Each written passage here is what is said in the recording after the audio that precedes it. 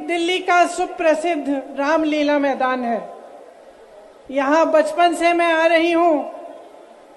हर साल दशहरे के दिन यहाँ इसी मैदान में रावण के पुतले का दहन होता है। मैं छोटी थी तो अपनी दादी जी इंदिरा जी के साथ आती थी, उनके पैरों के पास जमीन पर बैठ के देखती थी।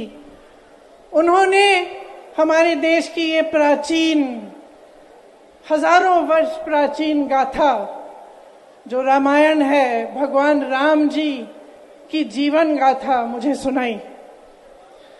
आज जो सत्ता में है वे अपने आप को राम भक्त कहलाते हैं।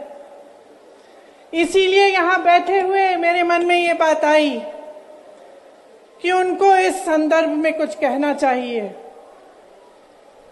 मुझे लगता है कि वे कर्मकांड में उलझ गए हैं।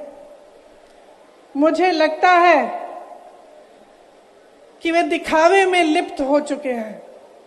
इसीलिए मैं आज यहां खड़े होकर उन्हें याद दिलाना चाहती हूं कि वो हजारों वर्ष पुरानी गाथा क्या थी और उसका संदेश क्या था।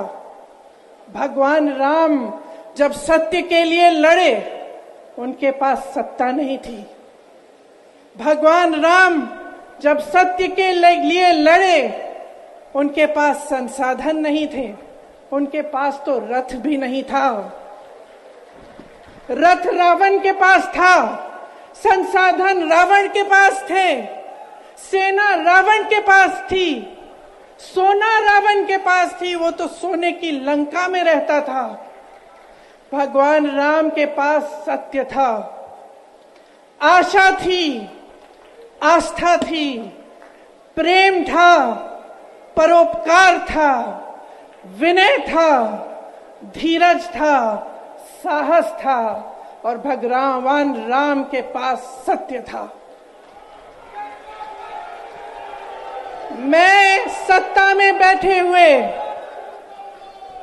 सरकार के जितने भी सदस्य हैं, अपने प्रधानमंत्री नरेंद्र मोदी जी को याद दिलाना चाहती हूं, भगवान के जीवन गाथा का क्या संदेश था।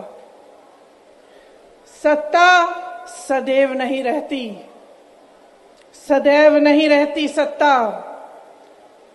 सत्ता आती है, जाती है, अहंकार चूर चूर होता है एक दिन।